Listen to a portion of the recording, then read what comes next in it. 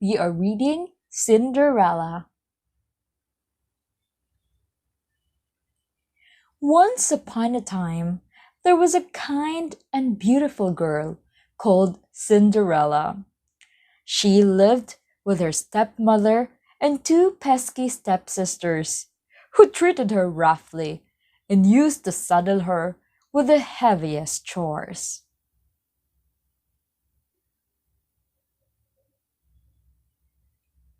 Ding dong! Rang the doorbell one day.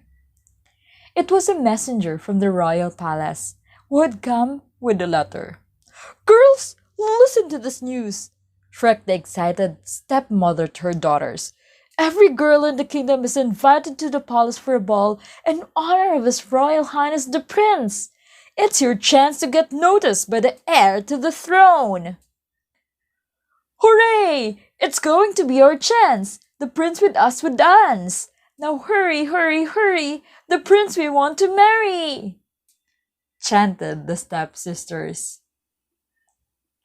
May I go too? Asked Cinderella timidly. You? Dressed in rugs? Don't make me laugh, answered the stepmother. Instead, get back to work. Off you go, quickety quick!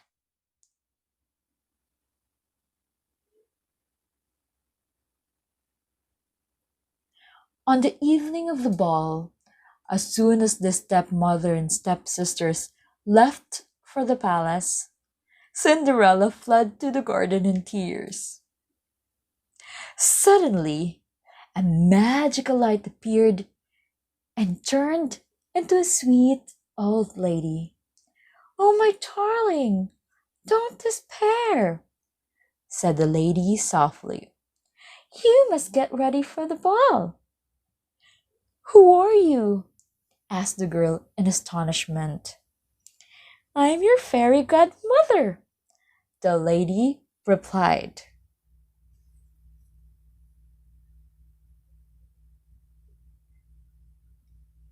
The fairy turned Cinderella's miserable rags into a sparkly ball gown with her magic wand.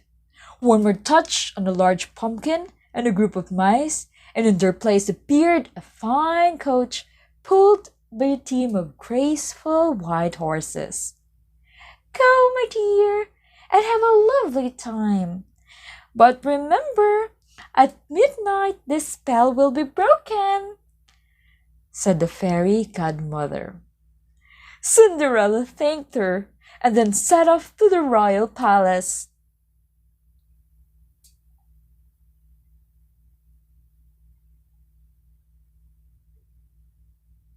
Cinderella's entrance into the grand ballroom caused quite a stir. Who is this beautiful girl? We've never seen her before, wondered all, including Cinderella's stepmother and stepsisters, who had not recognized her. The prince, enraptured by Cinderella's beauty, stepped forward and asked her for a dance. And another, again. Dancing and chatting, Cinderella and the prince fell head over heels in love with each other, and the hours flew by without them noticing. Until ding dong! Oh no! The first strokes of midnight! Cinderella suddenly remembered the words of her fairy godmother.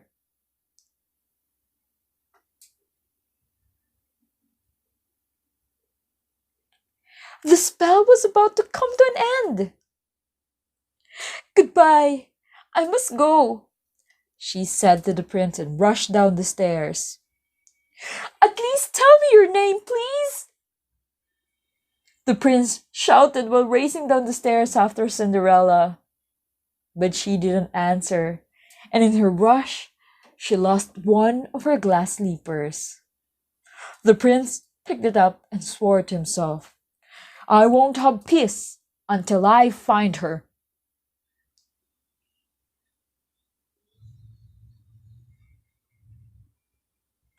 I shall marry the owner of this slipper, declared solemnly the love-struck prince. All over the kingdom the hunt for the mysterious girl was on. The king ordered his footmen to ensure that all the girls in the kingdom tried on the glass slipper. When the king's envoy turned up at the stepmother's house, the stepsisters screamed together, "My slipper!" But then push, pull, bend, twist, there was no way to make their large feet into the small slipper. When the footman was about to leave, he caught sight of Cinderella standing near the staircase and said, "Come, young lady, you too must try the slipper." "No, sir, she's only a servant," burst out the stepmother. "I'm sorry, but these are the king's orders," answered the man. What a surprise for everyone when Cinderella's foot slipped into the shoe which enveloped it as if they were made for each other. And indeed they were. "It can't be!" shouted the astonished stepsisters, green with envy. But there was nothing they could do to stop the king's envoy taking Cinderella to the royal palace where her prince was waiting for her. A few days later, Cinderella and the prince celebrated their wedding, and the party went on for days in the whole kingdom. In the end, with the blessings of the fairy godmother, the couple lived happily ever after. The end. Cinderella. If you want to hear more stories, please subscribe. Thank you so much for listening. Bye.